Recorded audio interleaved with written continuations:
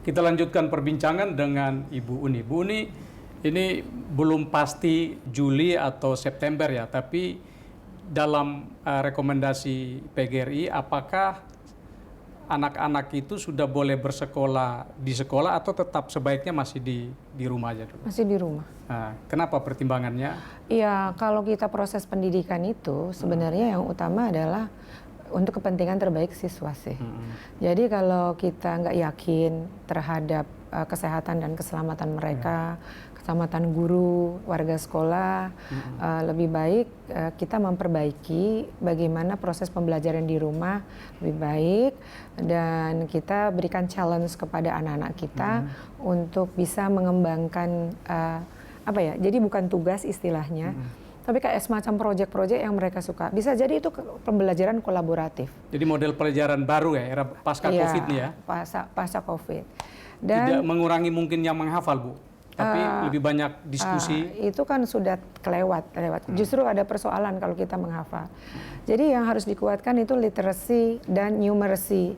Literacy itu adalah sebenarnya guru, anak-anak kita harus diarahkan bagaimana mereka bisa mempelajari pokok-pokok, ya, pokok-pokok misalnya masalah, pokok-pokok pendidikan gitu kan, melalui kemampuan dia dalam membaca, dalam menyimak, dalam mengkomunikasikan di situ, dan bagaimana logika mereka, logika matematik, mulai dari yang paling sederhana sampai yang sifatnya kompleks, agar dia bisa adaptif ketika masuk ke dalam dunia kerja. Tapi Bu, ini kan idealnya kan gitu. Dalam praktiknya ketika tatap muka saja tidak semua anak punya kemampuan mencerna pelajaran, apalagi kalau lewat teknologi yang tidak tatap muka ya. Ini gimana caranya guru tetap mengajar lewat online tapi kualitas pengajaran itu bisa diterima oleh anak? Ya,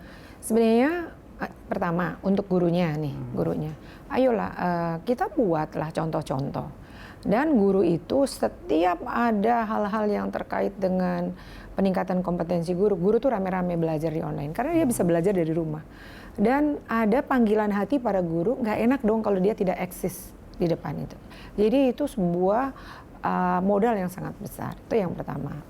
Yang kedua adalah kita mulai menyiapkan anak-anak kita mulai dengan hal-hal yang sifatnya tidak akademik konvensional seperti mendefinisikan, menghafal gitu. Tapi kita mungkin mencari, ini ada contoh sederhana, boleh nggak sih? Boleh, silakan Bu, lebih praktis lebih baik. Jadi ini lucu banget. Kan gurunya nih tanya nih, misalnya begini, guru-guru di Flores, ya kan?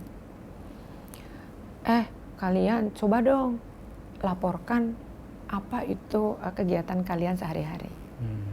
Terus kata si anak-anaknya, ya ibu ngapain ibu nugaskan begitu? Ikut aja, follow aja media sosial. Bayangkan guru dibegitukan, itu bisa mengubah rasa, ada marah, ada apa. Tapi bagi guru yang merasakan kreatif itu, wow, oke. Jadi besok ya kita ketemu lagi ya, tidak harus tatap muka. Oh ternyata Claudus itu kemarin jalan-jalan ke pasar. Saya lihat ya di Instagramnya ya atau di itu. Coba apa yang kalian temukan di pasar? Apa yang bisa diceritakan? Apakah di pasar sudah pakai ini masker? Ya. Apakah di sana banyak ikan? Berapa harga ikan? Itu bakalan menjadikan sesuatu yang sangat membuat anak-anak apa yang disebut learning, motivasi anak eagerness-nya anak untuk terus belajar. Jadi itu yang disebut berbasis reality, berbasis problem, dan itu mengubah memang. Ini bagus nih Pak Bu sebenarnya kalau dikembangkan ya gitu. Iya, jadi kalau PGRI sekarang kita akan buat wave. Ada yang program baru. Kita nih punya program-program, 4 program sampai akhir tahun, yang kita sendiri sebenarnya nggak punya apa-apa, tapi punya semangat aja tiap malam ketemuan itu di Zoom, menyiapkan. Dan yang saya hormat adalah guru-guru dari daerah, misalnya dari Manggarai, ya, kita pernah kirimkan ke Melbourne belajar. Ini dia karena dia menciptakan proses-proses pembelajaran yang luar biasa dari Manggarai atau dari MAPI atau dari mana aja. Terus banyak lagi ya. Terus mereka itulah yang kita minta untuk mengisi webinar yang dan guru-guru itu ada 76. Jadi sebenarnya Indonesia tuh berserakan guru-guru yang sangat potensial. Masalahnya siapa yang mau meng-empower? Siapa yang mau menelateni? Siapa yang mau memberi kesempatan yang luas? Nah, PGRI mau kasih nih kesempatan yang luas. Sebentar lagi kita mau punya Wave. Wave itu nggak tanggung-tanggung, ya. Webinar virtual dengan workshop yang menghasilkan karya. Karyanya tuh karya-karya yang real, yang aplikatif tadi. Misalnya, bagaimana membuat video pembelajaran, gitu ya.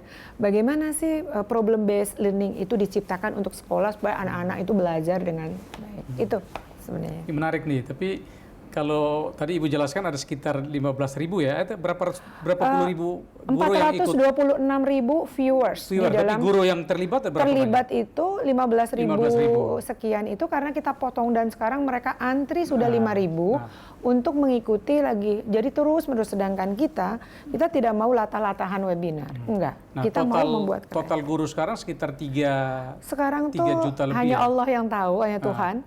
3.300.000, 3.100.000, tetapi yang paling sedih itu 48% hanya PNS, selebihnya adalah guru honorer. Dari 3,3 juta, katakanlah kalau data itu benar, berapa persen yang bisa mengakses internet? Nanti kita bahas segmen berikut. Oke.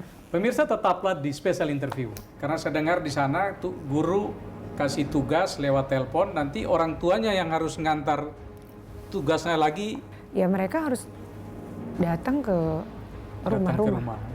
Kalau nggak di rumah, nah guru itu terpanggil untuk merasakan sebagai tanggung jawab.